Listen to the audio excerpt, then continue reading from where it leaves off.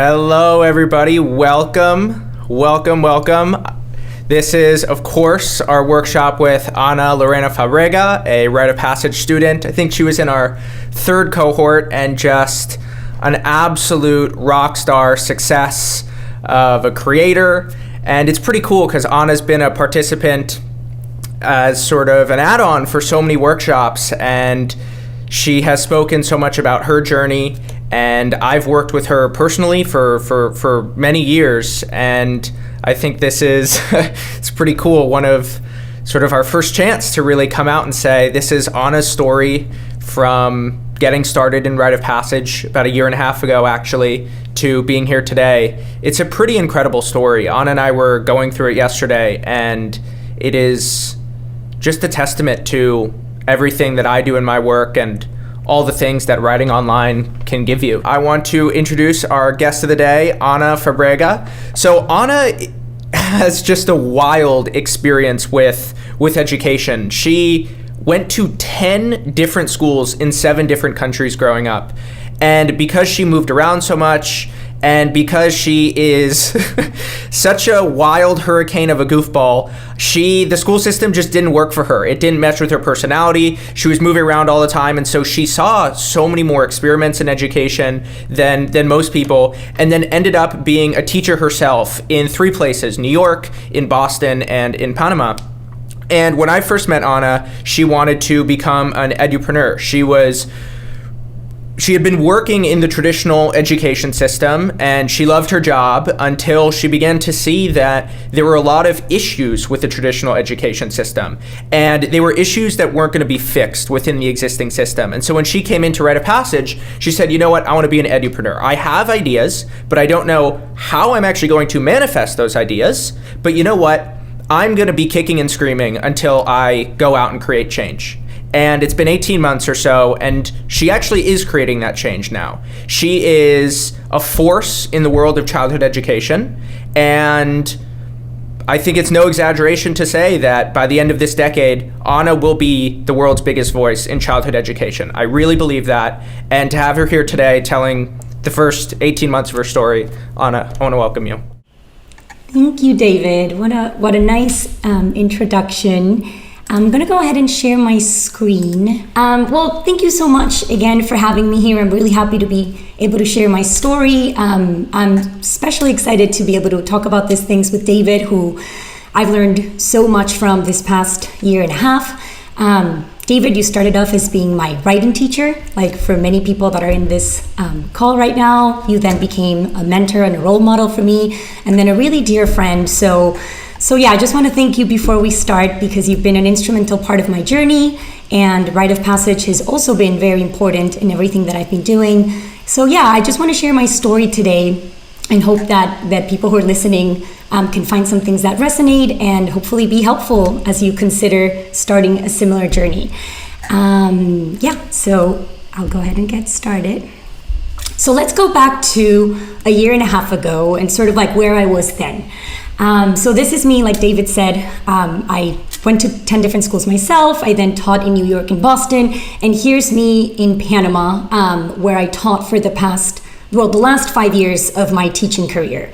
I was working at an international school, and I started teaching because I really I believed in the power of lifelong learning, and I was excited to teach and learn from the kids that were going to be making a difference in the future. But then I got really frustrated with sort of like the broken system that does exactly the opposite of what we think education should do. So I really loved my job. I loved working with kids.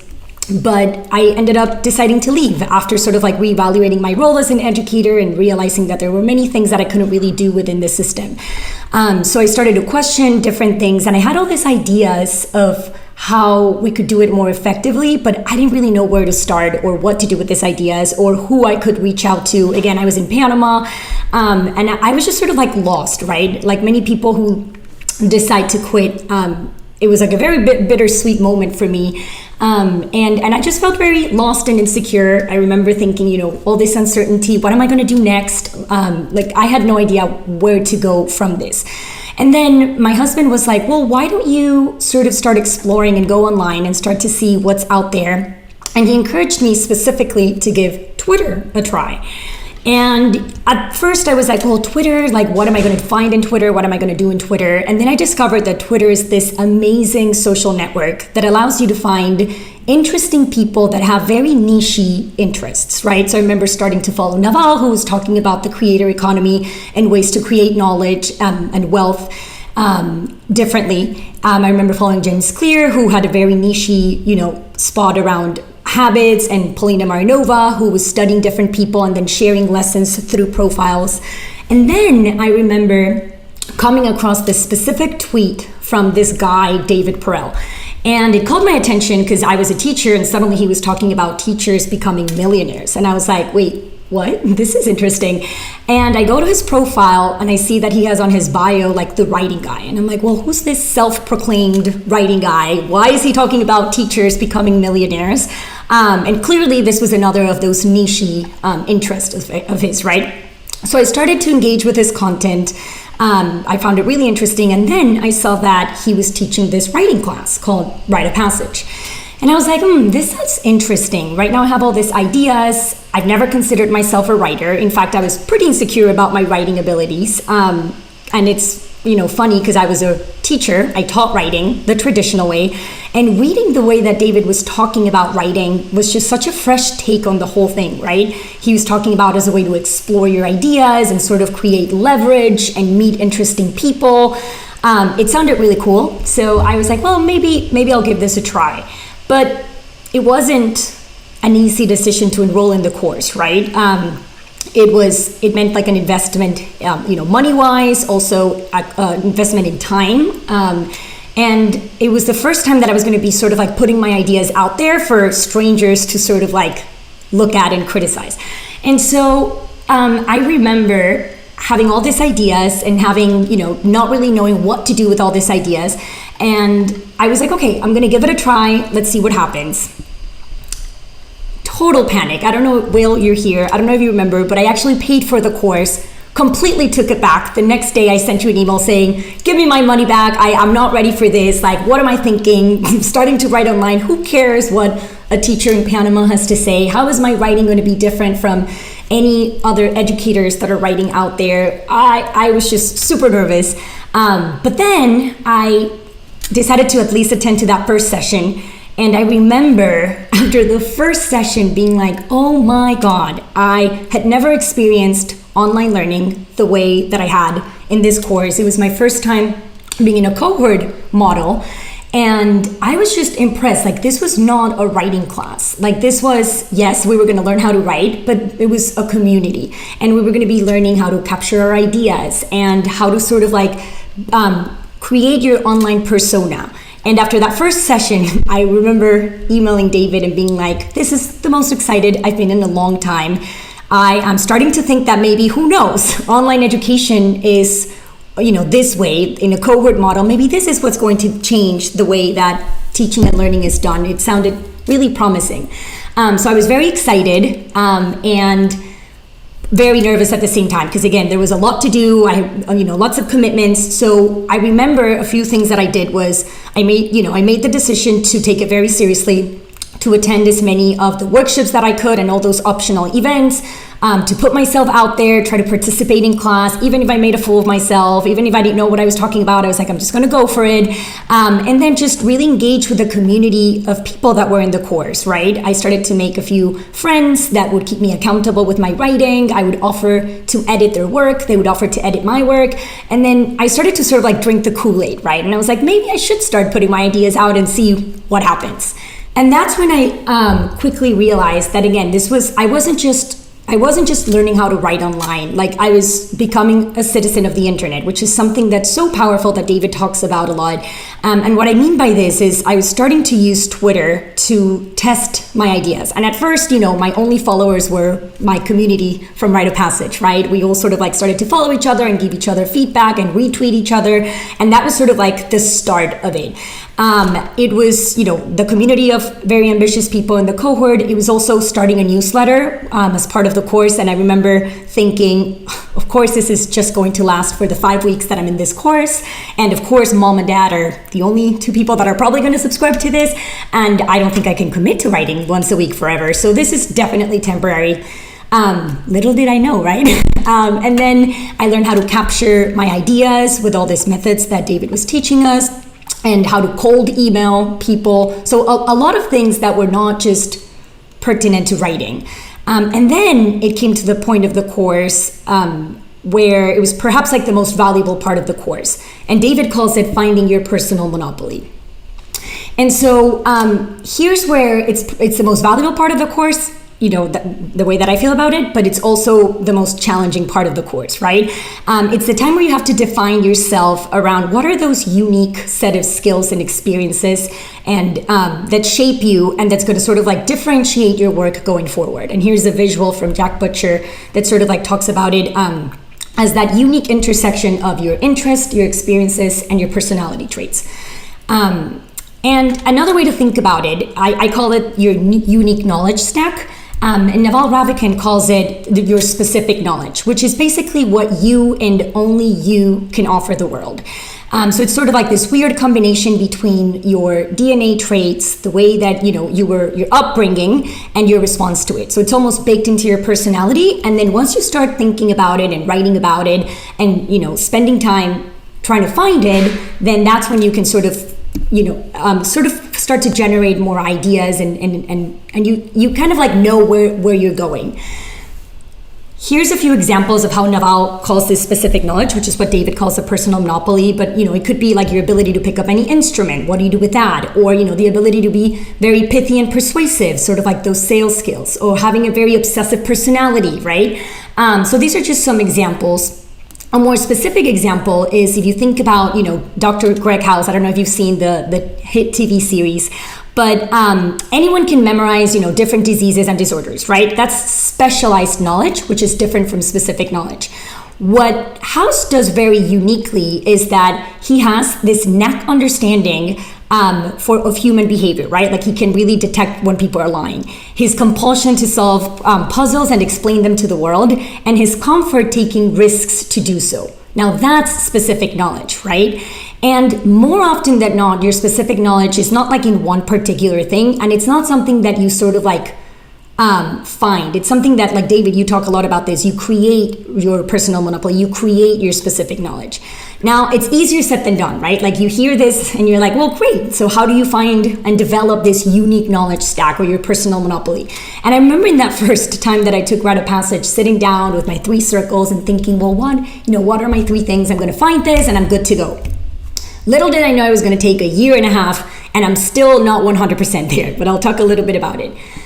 My first tip is definitely start by writing. It can be online or it can be any forms of writing, but when you write, it sort of forces you to come to terms with the things that you know, the things that you don't know, and the things that you need to learn more about. And I love how David talks about, like, a lot of people have this misconception that you need to be an expert on something in order to write about it, but actually writing is the way that you become an expert on something, and writing is the way that you discover a lot of these things.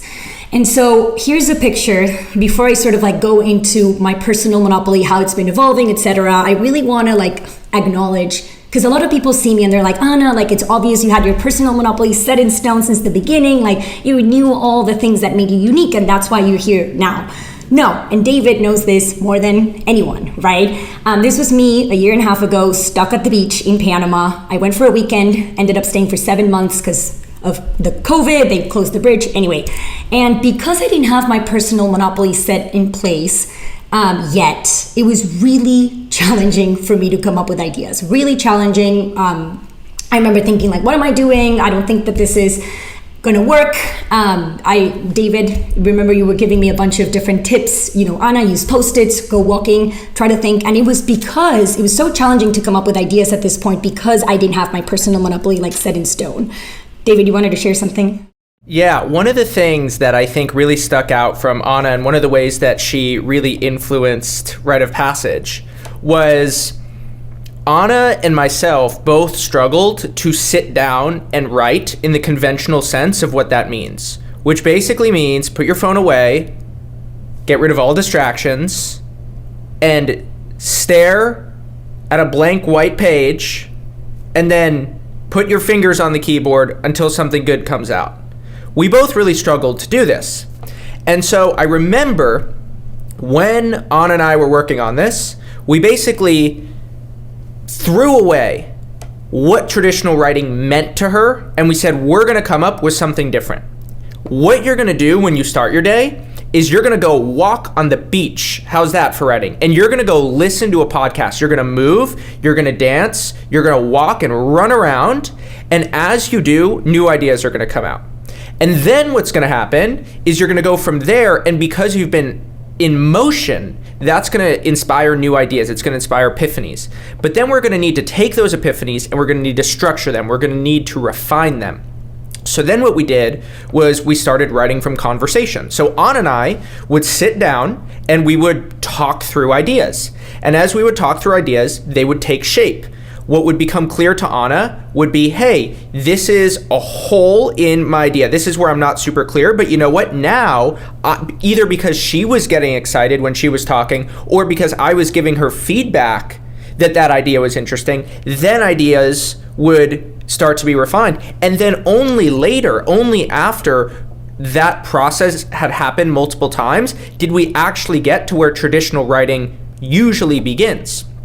And Anna, I'm wondering for you, as you went through that, how did this process of walking, dancing, and talking help to unlock your mind and get ideas outside of your brain? Yeah, well, it's exactly what you said, and it's funny because again, as a teacher, you would, we have the whole process backwards. Like we start staring at that blank page, which is very difficult to come up with ideas like that. I didn't really realize until I started doing it differently, until I started this like crazy approach where I would just go writing and walking and, being active and then using Post-its. And then once I had the ideas, then that's when I would actually start writing. Like that was just very different from me. Like again, I was teaching writing to kids in a certain way and I had to unlearn suddenly all that in order to be an effective writer. So this was very new to me. I was very resistant to it at first, but then I started to see how it would help. But it still wouldn't solve the problem of why can't I come up with content every day and to the speed that I need to in order to continue creating all this content.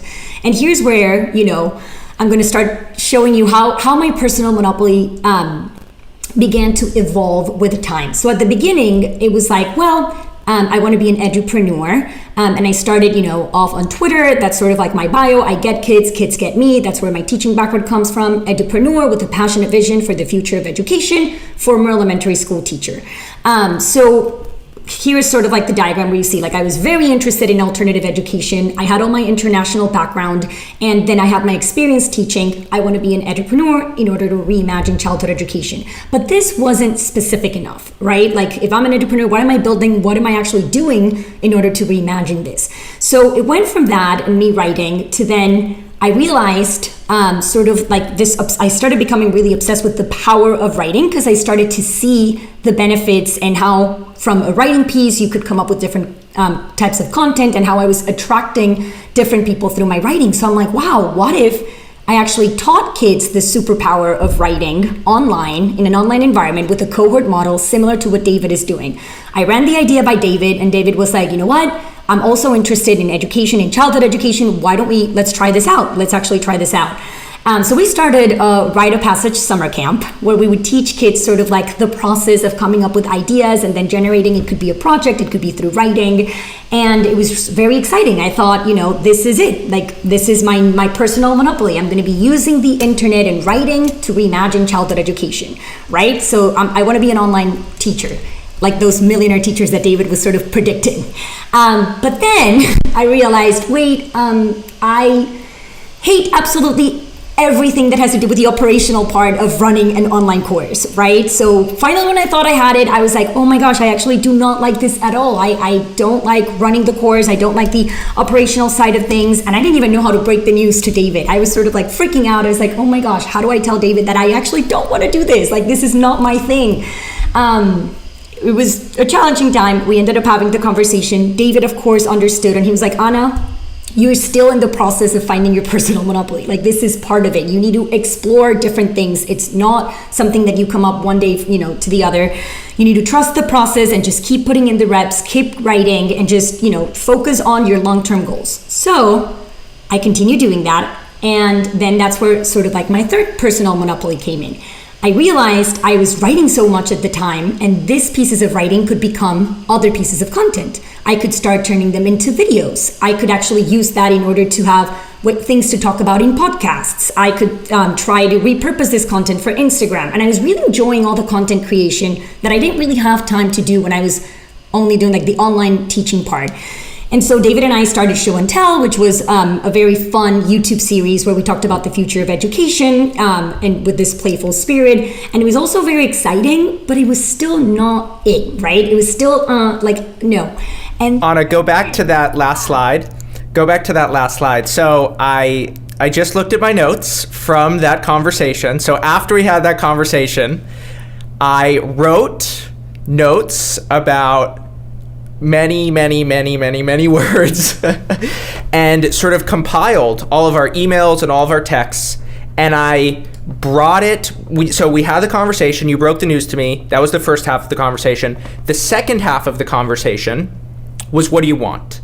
And I think that what's really key to building a personal monopoly to becoming anything is you make new advancements, and your new advancements open up new problems and new challenges for yourself. And so, Anna, there were two things that you wanted. It was August 19th, 2020 that we had this conversation, and you expressed your frustration, and I said, Anna wants creator life, and she wants to be the center of the education industry. I said she wants to focus on her YouTube channel because she enjoys it and has a bright future there, and the more she can devote herself to creating and sharing ideas, the happier she'll be. So that was the first thing we came up with. The second thing was that you had a burning passion for childhood education and relished your unique vantage point.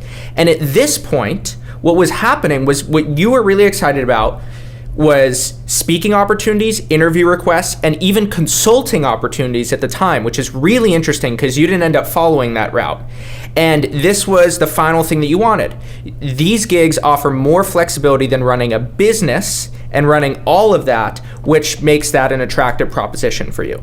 So that's what we wrote after taking everything. And it's now listen to sort of what was just said, and we'll see what Anna actually doubles down on, which is some of the creator life, and then what she doesn't actually end up doing, which is consulting and stuff like that. Very interesting. See, I didn't even remember you had those notes. So I started to realize that a lot of what I was doing is what you talk about, David, about curating content, right? So part of what differentiated the stuff that I was putting out there was that I was very interested in learning about different ideas from different fields, and then sort of bringing it back to education and bringing it back to kids, and how can we incorporate this to childhood education. And so different parents and educators started to find value in what I was writing and sort of like the way that I was curating the content that I was consuming. But I was still missing sort of my interaction with the kids, like that side of it. And then again, building this in addition to content creation, I wanted to build something. I wanted to build like a new learning experience or be part of something like that. And I remember that for me, a big part of everything was the engagement component. Like a lot of the issues that we have with the traditional education system is that the lack of engagement from the kids. And so I started going down this route, and I remember thinking, well, video games is so interesting to me because I started to see different kids playing video games and the things that they were learning that were very different from the things that they were learning in school. And so I started to become sort of obsessed around all this idea of gamification and of gamifying the learning process. And I was writing about it, and I was sort of like going down a rabbit hole on this. And then different ed tech companies started to reach out, which was totally new to me. And I was very impressed because different people were reaching out. They wanted to talk to me, and they wanted for me to check out their products. So at this point, my audience was really growing. I had been writing for over a year at this point. I had gone from 600 and something followers to 20,000 something followers. So the opportunities at this point just kept pouring, which was really new to me.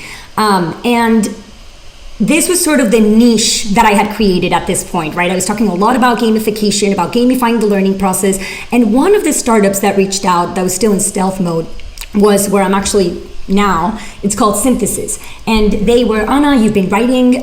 We really like the content that you put out there. You've sort of become a voice in the alternative education space. We would love for you to check out our product and potentially, if you're interested, joining as part of the founding team. And I checked out their product. I was impressed. It was very aligned with the things that I was writing, with the things that I was exploring, and sort of like the vision that I had for the future of education.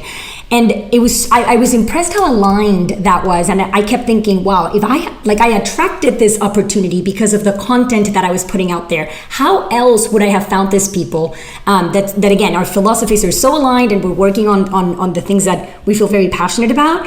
I would have never, I don't know how I would have found that. And it was all because once you start putting content out there, it's sort of like you attract similar people and you attract this kind of opportunities.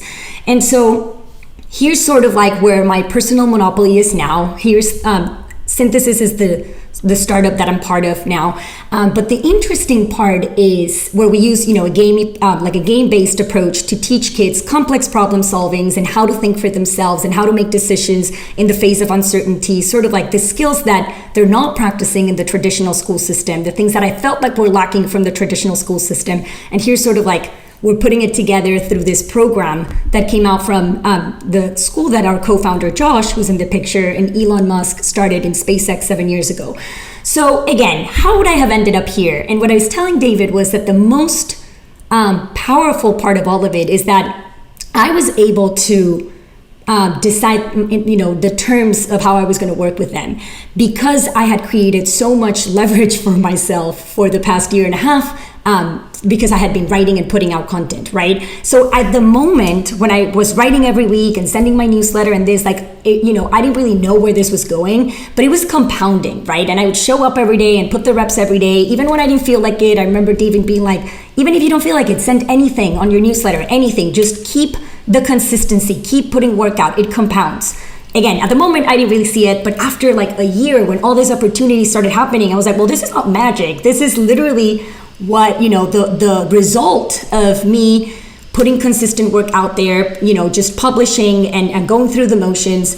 And what it all ended up sort of like finding that personal monopoly that took many, a year and a half to get to where it is now. And again, I told David, if you invite me next year to talk, I'm sure my personal monopoly will be at a different place, right? It's a never-ending process. It keeps evolving.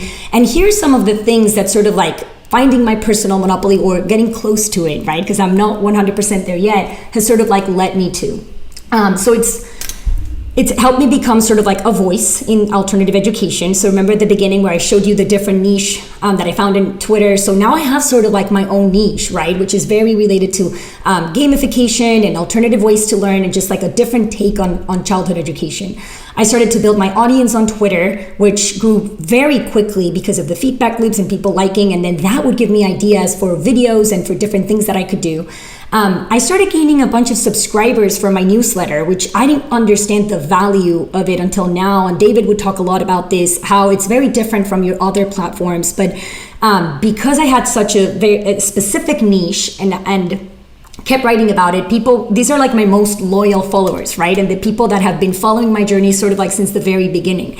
And I'm now able to create a bunch of content and just repurpose my writing. The writing is the beginning of absolutely everything. I write an article and then that becomes a tweet storm, that becomes an Instagram post, that becomes a video, that becomes the content for a workshop or for a podcast. So that's sort of where everything starts. David, you wanted to say something? Yeah, there was a really good question that I want to get to now, which is, what did writing do to help you find your personal monopoly? How does the craft of writing actually help you with specificity and open up avenues that you didn't even know existed before you put the pen to the page? Yep, because you need an idea in order to start writing. So at first I was like, oh, this is what I want to talk about. This is it.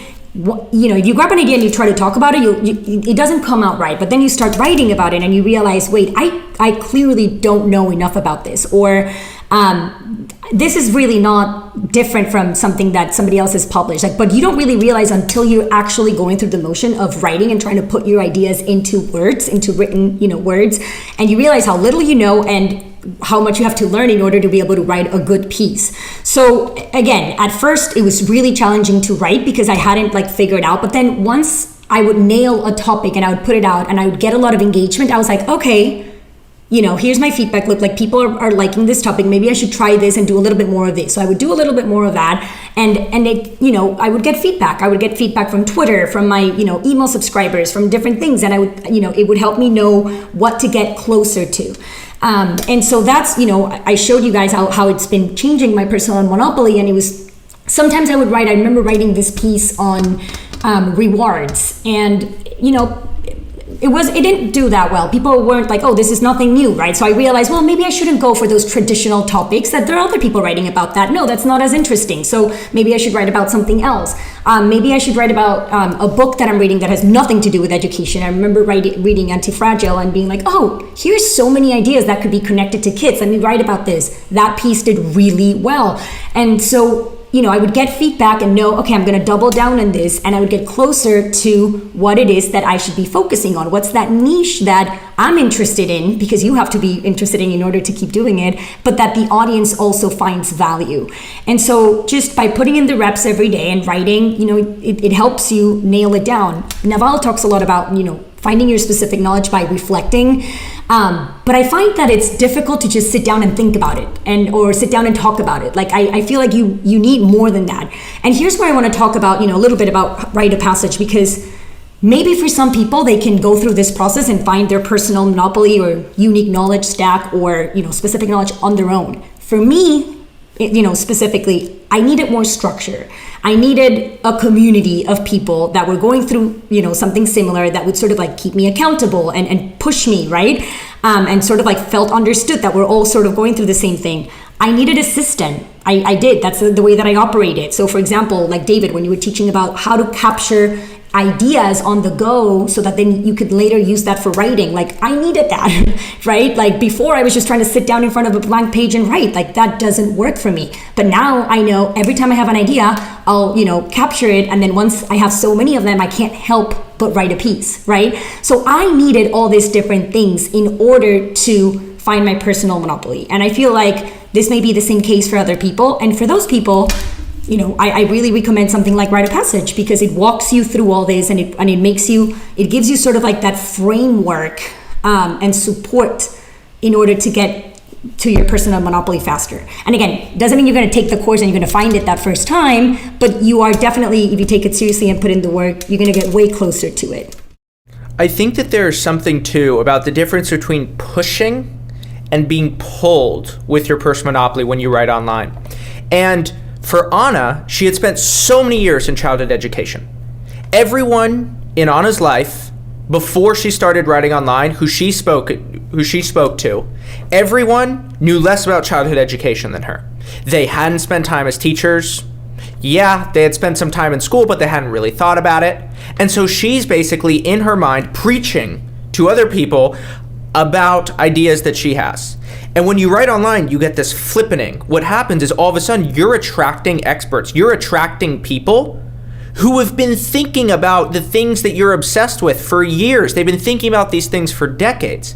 And all of a sudden, you go from a place where like, am I this crazy human being who's just really obsessed with this, and I'm like the only one? To then attracting all these people who are head over heels about the very ideas that you're excited about. And the thing is, these people lurk. They hide in the shadows. They're like against the wall, sort of watching everybody dance, everybody share online. They're sort of looking and they're saying, that's pretty interesting. And so when you're not creating, you're like, oh, how many people like that are there? 5, 10 who are interested in what I'm interested in. There are literally hundreds or thousands of people who are interested in the very things that you are interested in, and some of them will reach out to you, and rather than you always pushing, they will pull ideas out of you. They will challenge you. They will say, you know what, I disagree with you here. I really agree with that. Hey, this is my experience. And all of a sudden you're in a place where you're being elevated and propelled by experts because you're attracting them. And that then helps you find your personal monopoly. No, absolutely. One thing that I noticed was that at the beginning, I was sort of trying to emulate what other people were doing. And maybe that's why, my content was very specific to teachers and parents. Now, when I look at my audience, it's so interesting because I do have teachers and I do have parents, but then I also have people that have nothing to do with education and with kids that really follow my content. And it's because I was able to follow the things that I was uniquely interested in and then put it through the lens of kids, but in a way that it still provides value to people who are not interested in kids. And that's very niche-y. Like that's very, but again, I'm able to do that now, but I'll say like from the past 6 months, probably after all those iterations of my personal monopoly, right? Which is sort of like taking to the end. Like if writing, it happened, for me, that was the best way to sort of like develop this. And I love this quote from Naval that says like, the internet has massively broadened the possible space of careers, right? And it enables niche interest as long as you're the best person to like sort of like push these ideas out, right? And most people haven't figured this out yet. I hadn't figured this out until I took Rite of Passage. Like Rite of Passage sort of like opened my eyes to this, and now I'm sort of like starting to see the results of it. And then just to sort of like wrap it up, here's, my personal monopoly is still developing. It's a process that I've realized that never really ends. I'm always tweaking, I'm always getting closer to it. But what I can tell you is that as I get closer, it becomes way easier to come up with ideas, which is something that I, was struggling with a lot before. And I realized it's because I still I didn't have my personal monopoly quite right. So in the left, a year and a half ago, that was me in the classroom, frustrated, trying to find, a way, what am I going to do next? And on the right is me now, doing the things that I really enjoy, working with people that are very aligned with the work that I want to do. And I'm really, doing it all on my own terms. I still get to write, I still get to create content, I still get to build content under my brand, which is the Miss Fab brand, while I'm affiliated to this startup where we're working on changing the way kids teach and learn. And I have a flexible schedule. It's sort of like under my own terms. I realize I never have to apply to a job again, right? So these are all things that I never thought that were even possible, but that in retrospect, right, like Rite of Passage really helped me get into this path. And so I love this slide, and I took this from one of your presentations, David, where you talked about like when you build a personal monopoly, you're creating demand for an idea that people didn't know they were interested in. I love that. And how the most successful creators tend to define their subculture instead of molding themselves into existing ones. And that's exactly what happened, and that's exactly what writing helped me do. So if there are any takeaways, is that finding your personal monopoly is a long-term thing. It's a process that never ends, and that as you get closer to it, though, it's going to be easier to sort of generate ideas and come up with content. So here's sort of like how it started and where I am now, which is a big shift, and hopefully, you could find some value in this story. And any questions that you have, I'm happy to answer them. And thank you so much for letting me present. Phenomenal. I have one question right now. You just said that you never have to apply for a job again. What do you mean by that? Yeah, so before, when I quit teaching, I was like, well, I better start updating my resume, right? Like I have to update my resume. I haven't updated it for the past 5 years. I need to start looking for traditional jobs. Let's see what my degree in education can get me that's not in the classroom. I was so wrong. Once I started taking this course and I remember building my website, I was like, why am I doing a website? Like what's the point of this? That's my new resume, right? That's where I start to post my ideas, so anyone can now find me online and they know exactly the way I think. They know the things that I've done. They can dig, anyone that wants to go on a rabbit hole to see, they can look at my interviews, at my podcasts, at my write-ups, at like all my stuff. Everything's in one place and it speaks for myself. Like it's out there and it's constantly, I'm sleeping, but it's there. So anyone can find me even when I'm not there. So I don't have to send it to anybody. Anyone who's interested can just go ahead and look at it. And I don't ever have to apply to a job again, because I realized that by doing that, just people that see how my unique skill set can help them advance in whatever it is that they're doing, they're going to reach out. And that's what's been happening. And that's something that wouldn't have been possible if I didn't put my ideas out there, right? If I hadn't, like, it's a public thing. So that's what I meant by I don't have to apply to a job again, because I've been building all this content for the past year and a half. Will, you want to hop into the Q&A? Yeah, sounds good. Actually want to start with Amanda just had a comment in the chat about, you're creating through the feedback and the conversations and publishing this flywheel. Anna, I'd love to hear you talk about how that flywheel has changed from the early days when you're just getting started to where things are at now. Are you saying no to more opportunities now, or how does that just look different from the beginning to present day? In terms of how I come up, how I turn my ideas into like content? The feedback flywheel as you're publishing and getting people to reach out, like how's the outreach and inbound stuff you're getting different, like in the early days versus where you're at today? Yeah, so I will, okay, so let's go, like, I'll talk about it like 6 months ago, for example. What I had already sort of a good following on Twitter, so I would post a thought that I thought was interesting. If it would get a lot of engagement, then that was my feedback. I was like, okay, this is something that I need to write about, or that I need to make a video. It caught people's interest, or something that I need to dig more and learn a little bit more about.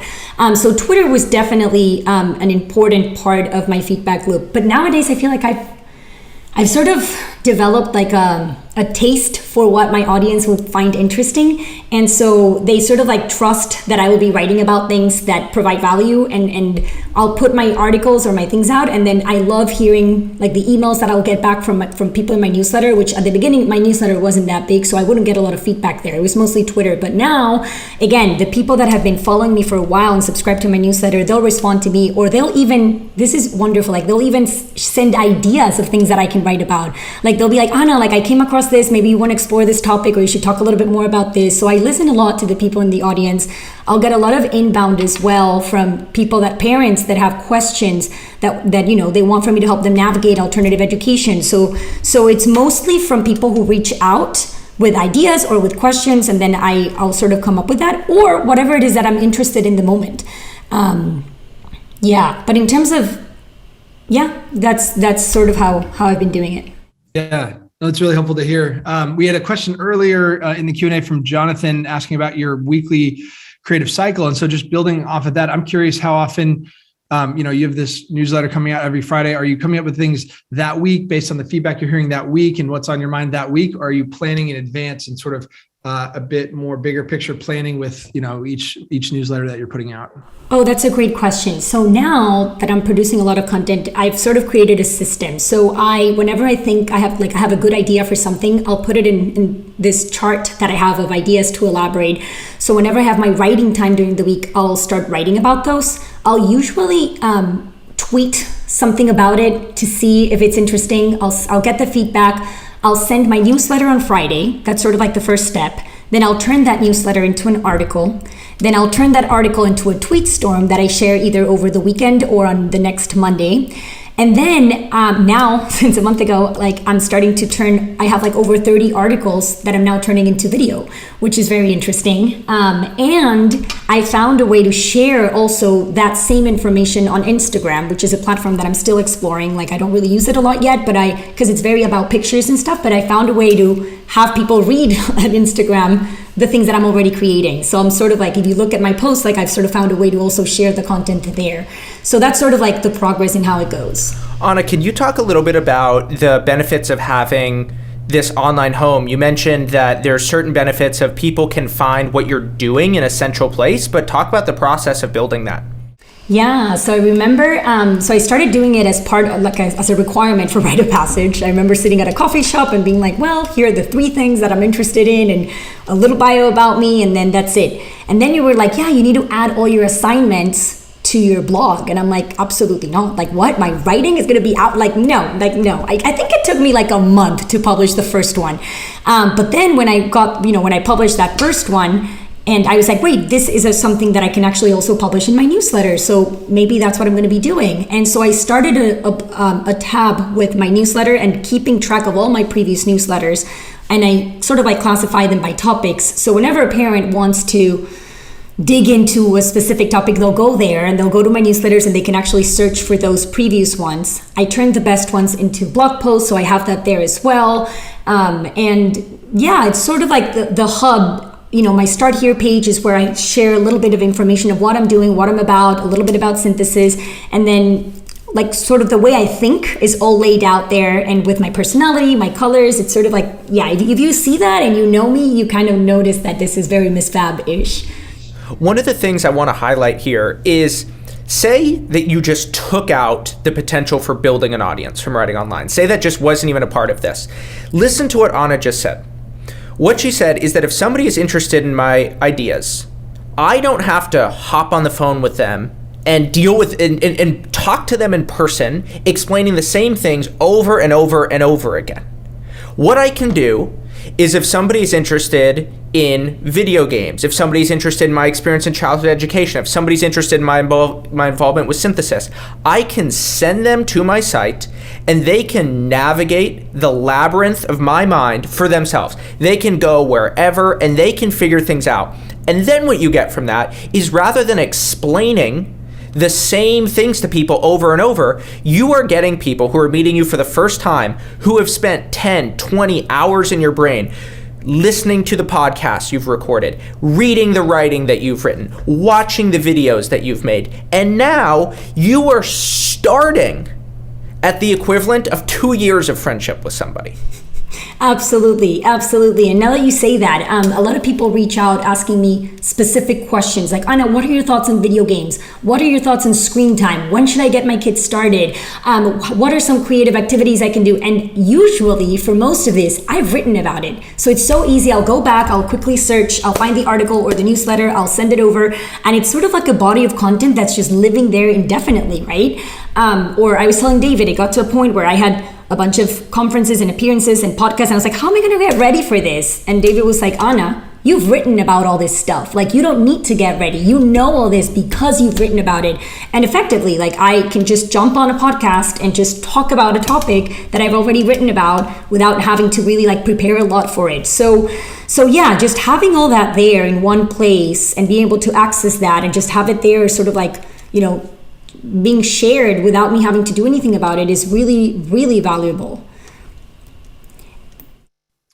We have a question from Aswin in the chat about, when you post something, people view you, it comes off like you're saying you're an expert in that topic, but especially when you're starting out, you might feel like your knowledge isn't deep enough to be considered an expert. So Anna, can you talk about that? I mean, when you're first starting out writing, you're going on a big podcast, you go on Pomp's podcast. Do you ever have that feeling like, I'm being seen as an expert, but what if I'm not really an expert? Absolutely. Like 100. I love this question. So here's the thing. I'm not an expert. All I have is my experience as a teacher, my experience in the classroom, what I observed from the kids and what was actually happening. When I was student teaching, seeing like the best teachers doing what they were doing, like all that is what I have, and nobody can take that away from me. Like, that's what I'm an expert on, like what I've lived. Then the rest of the things are, I talk about curating, because what I'll do is I'll read a book or I'll read an article and then I'll share it, or sort of like curate it and share it in my words or sort of like my lens or the way that I view this or my takeaway. But those are not my ideas. Those are things that I'm just curating from. So it's not like I'm the expert. I am, of course, learning by going through that process of grabbing this idea, synthesizing it, finding what I think it's interesting and writing about it. Definitely, that's how I learn. But it's not that when I speak with conviction, it's really because I'm talking from my experience and the things that I've seen. But I'm very aware that I'm not an expert by any means on any of these things, right? So I think that, you, as long as you're open about that, find something you're interested in, learn about it, write about it, and give credit to whoever you need to give credit. But that's when, I remember being very stressed out at the beginning, because I was like, what am I going to write about? Like, what am I an expert in? You don't need to be an expert. You're going to become an expert sort of like by writing about it, but you can curate this content, right? Which is such a valuable thing. Like, nowadays people want to read things that are, easy to understand with simple words and entertaining and sort of like pithy and just out there. And that's something that I've learned how to do well. And so, but a lot of my ideas are they're not original for me. They're things that I'm interested in and just sort of like distilling them into writing. Does that make sense? Yeah, it totally does. And I think you might have just answered the next question. Jocelyn had a question. As a 27-year-old who has a variety of experiences, lots of interests, but no particular specialties, how would you recommend finding that personal monopoly? Sounds like your advice might be to start curating in a certain direction and see where that leads. But anything else you'd add to that? Any other advice for Jocelyn? Well, starting to see, well, yeah, writing about those different things that you're interested in. And then sort of when you have a few articles or a few things that you've put out there, try to see if there's like a pattern, like, oh, have you written more about this kind of topics? And then what are you excited about? Or which ones, what was the reaction from the audience? And sort of like, it's so important to take a moment to like step back and sort of like look at what you've done and reflect on that, and then see what kind of patterns you see. Like I do that a lot, and actually that also helps to sort of go more niche. When you start to see, wait, I just noticed that I've written 4 articles about video games. Clearly I'm interested in video games. Maybe, this is something that I should explore a bit more. Maybe this is a niche that I, and giving that people were also like interested in it. So yeah, taking a step back and sort of like looking at what you've been doing and if you see any patterns. I think one of the things here that writing in particular gives you is the ability to cultivate intellectual depth in your life.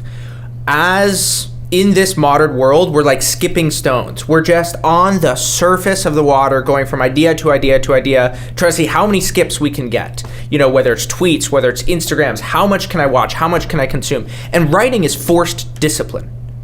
You gotta stop, pause, and actually what you get to do is, rather than skipping stones, you begin to scuba dive into an idea. You begin to actually get into the underworld of your mind, and you begin to unearth and unlock things and ideas and intuitions that were inside of you at an emotional and intuitive level. And you can begin to investigate those and make them concrete.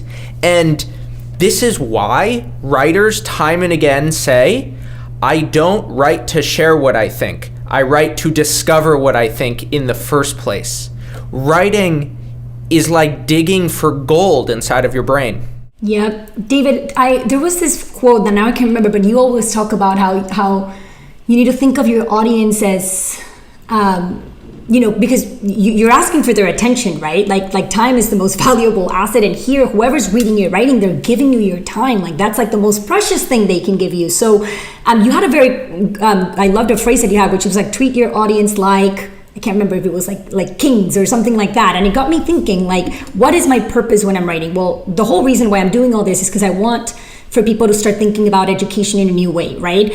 But I need to make sure that every time I put something out there, that it's providing some sort of value, that it's insightful in some way, and that it's sort of thought-provoking. So you don't have to agree with what I'm saying, but I want for you, hopefully it will get you thinking about, right? So that's something that I think that you should always, whenever you're writing something, have sort of very clear what your intent is with your audience who's giving you their attention, right? Like, have that very clear. And again, I became very clear in this after I went through several iterations of my personal monopoly. But that's something that I wish I had known earlier, because it helps a lot to make sure that your content provides value. Chris had a question about, if and how writing played a role in getting you involved with synthesis. I know you talked about it. Can you go, is there any more details to share about exactly how that came about and how writing contributed to it? Yeah, so actually, the CEO of Synthesis was one of my first newsletter subscribers, which I had no idea about. Like, this is crazy, but he had been following me since, probably since the first 3 months that I had my newsletter, when I had a few people. And he just, that's where he found me. He saw me on Twitter. Oh, she has a newsletter. He started following me. So when he actually was starting the company, he was like, I know how Anna thinks. I've been getting her Fab Fridays every Friday for the past year. Let me talk to her because I would love for her to join. So he literally found me like that. Then, and this is something that happens often, like a lot of our investors in the company and a lot of the people that, that come to work with us, they find us through my writing. Most of them. So it's incredible. Like at Synthesis, everyone really believes in the power of writing because they've seen, like, we haven't had any paid marketing. It's all been organic, like all our growth. Like at this point, it's been a year and we have over 2,000 students, and they've all come from the things that I'm putting out and just sort of like referrals. So it's clearly very powerful, very powerful. So that's sort of like where people have been finding through my newsletter and my Twitter. Anna, can you talk about some of those early sparks of serendipity that you felt? Yeah, so For me, okay, so there were many. I remember when we started Show and Tell, I had been following Morgan Housel for a while. I admired his writing. Like, he was one of those people that I really wanted to emulate. And I remember him randomly sending me a DM like, I love your Show and Tell with David. And I was like, oh my God, I can't believe that not only do I get to learn from these people, but these people can also find me.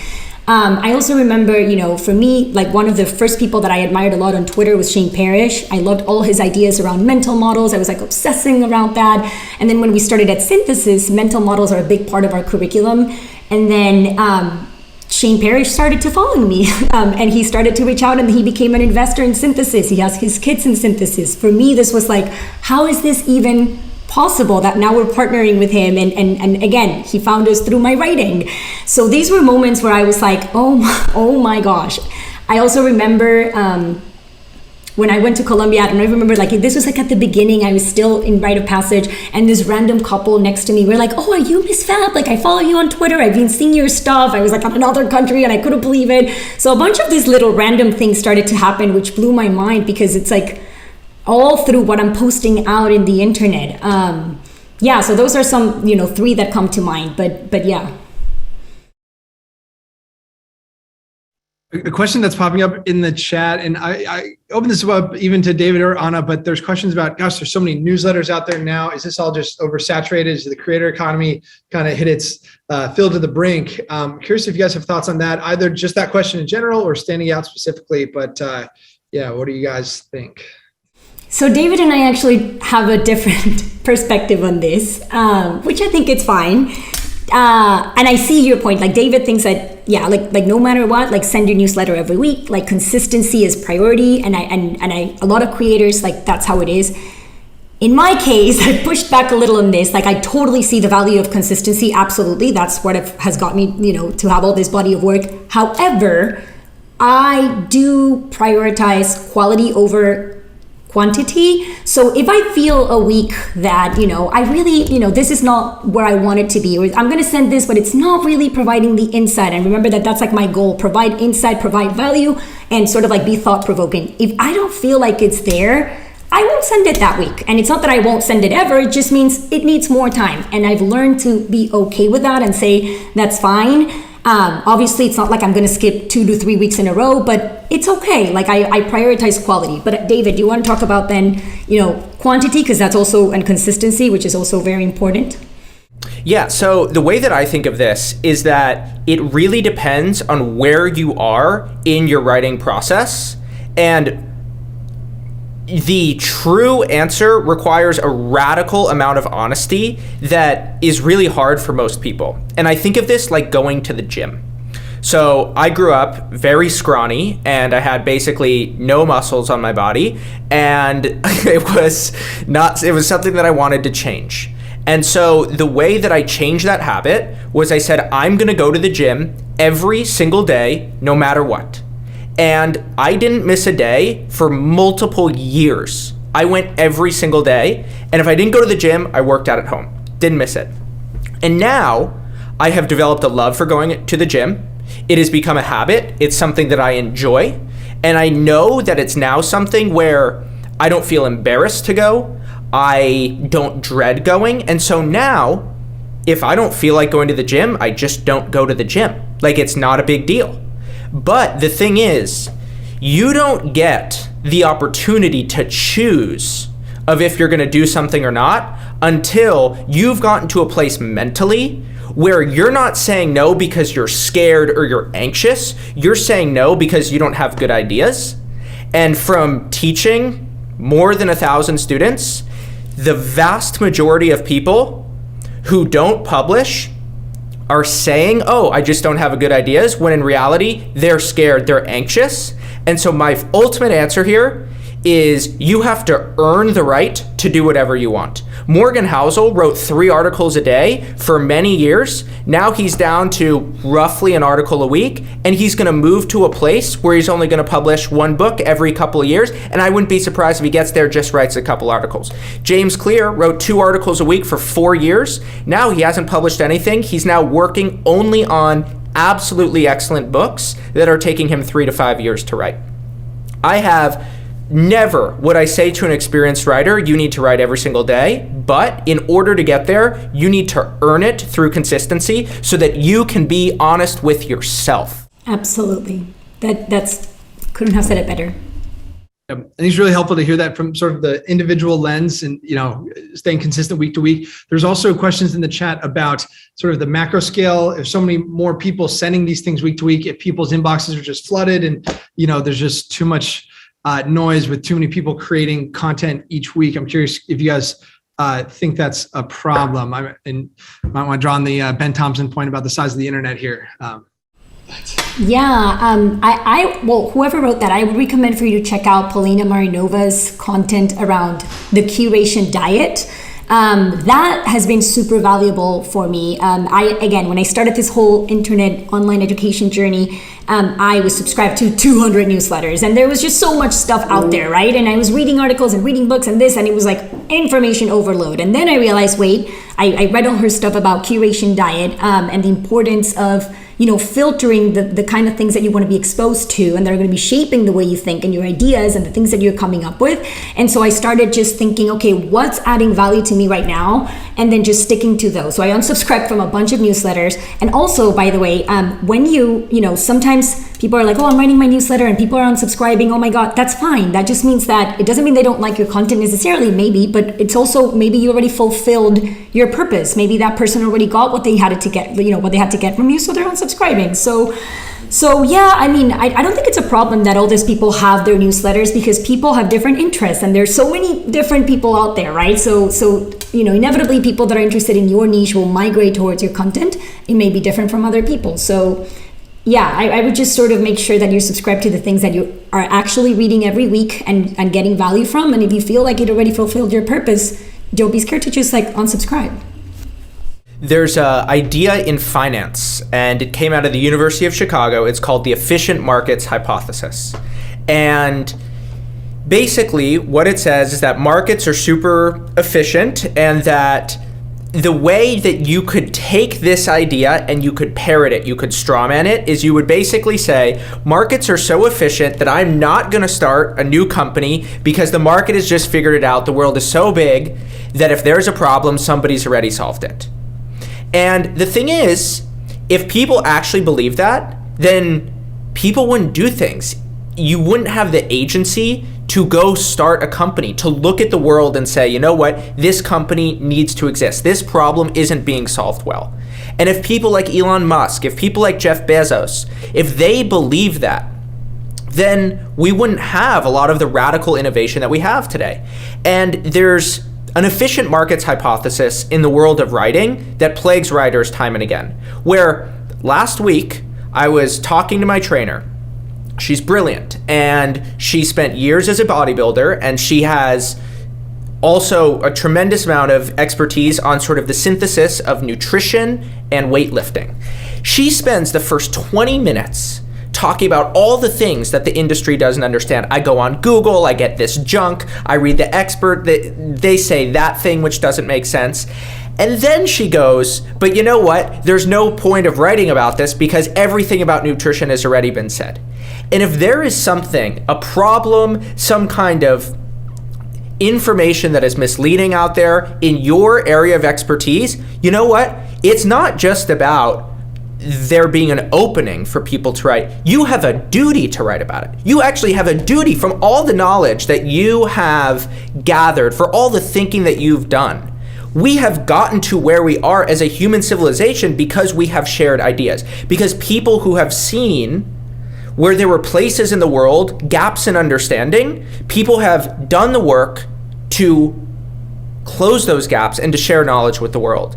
And so this isn't about, another childhood education blog. That's not what Anna's doing. Anna is trying to, and this is what a personal monopoly is about, to try to find something so specific, so unique, that you end up in this intellectual white space, creating a canyon of intellectual territory for yourself that then you can consistently write about. And there's something there for you. I just don't know what that is for you. You're going to have to figure that out through writing. You're going to have to take the responsibility to discover what that is. Fantastic. Maybe interesting one to end on. It's a bit different. Anna, this one's for you from Amir in the chat. You talked a lot about the extrinsic benefits of writing, more exposure to opportunities, jobs, friendships. Any talk about the intrinsic benefits? Just has the way you feel changed as you're sharing ideas and doing this writing and content creation, your thinking and way of living changed at all? Any thoughts on that? Yeah. So there's a lot there. So English is like my third language. So for me, one of my insecurities, and especially being a teacher and teaching in English, has always been like expressing, like I have all these ideas in my head, how can I express them more eloquently in English? And, writing has helped me so much with that, like incredibly much. And so that's one of like those intrinsic rewards that I feel like, wow, like now I can express myself so differently. And I feel good about the things that are coming out of my mouth because they're coming out right. And it's because I've written about them. Also, David from the very beginning would tell me like, Anna, the best way to provide value is to paint a picture in people's mind of what you think the future of education will be. And this, a year and a half ago, I was like, this is so broad. Like, there's so much to unpack here. Like, what do you mean?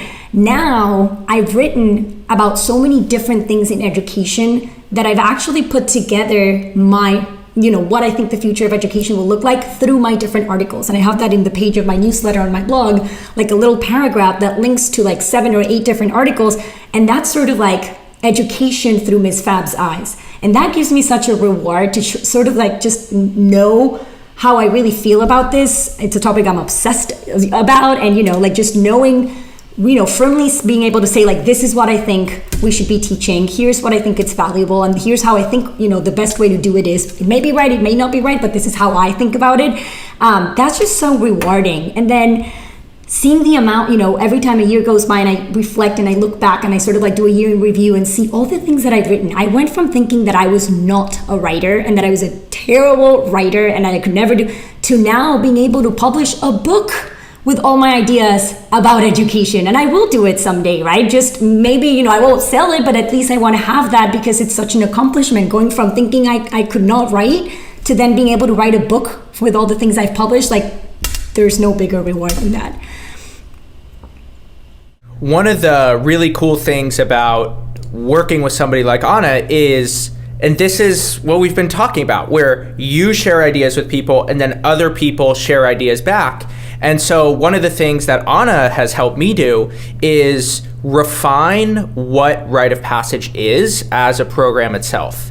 And she's really helped me make sense of what do I want this course to be about. And so I just want to share this video which shows how rite of passage is different and how this is a writing class that is unlike any other writing class that you took growing up or in childhood. So check it out. Believe it or not, I'm not a natural-born writer. I had to go through a grueling process of figuring out this craft all for myself. But then, once I did, I realized that writing online came with a whole list of benefits that nobody told me about. I experimented with the craft of online writing by writing on my own website. And once I did, I was inspired by all the people that I met and amazed by all the opportunities that came to me. These serendipitous things that happened, and I felt like I'd found a secret that nobody was talking about. Fast forward to today, and I've published hundreds of articles on my site and grown my Twitter following to more than 200,000 followers. And this year, my site will have more than 3 million page views. Rite of passage is a distillation of everything I've learned about this craft of writing online, from finding new ideas to writing from conversation, to then putting ideas onto the page, to then fighting through that fear of hitting publish. I've been there too. To then finally watching your ideas spread out into the world and attracting an audience of people who love your work. Because with the stroke of a pen, it's never been easier to build your network, improve your thinking, and create opportunities for yourself. When it comes to teaching rite of passage, I think about my own childhood and my own education. My favorite teachers were always the enthusiastic ones who had high standards for their students too. And as your teacher, I'm going to hold you to an incredibly high bar. And I'm going to show you both who you can become and what you can achieve if you show up and commit to writing online. No longer do you need the support of a big media company to help your ideas spread. You can build your own following now. And in Rite of Passage, I'm gonna show you how. Just a couple decades ago, the world of publishing was limited to full-time writers and media moguls. But now anybody can build an audience. And anybody who shows up, works consistently, and commits to improving their craft, they can have more reach than the kings you read about in history books. And in Rite of Passage, I'm gonna show you how to do that. What an epic video. So I think that what Anna and I have just thought a lot about is how can we make teaching both inspiring and how do we make ideas come to life? And so Anna, your fingerprints are all over that, all over how we teach Rite of Passage. So thanks for everything there. I really appreciate it. Thank you, David. That means a lot. Well, I wouldn't have been able to do anything that I've done without you guys and without this course. So thank you. Thank you.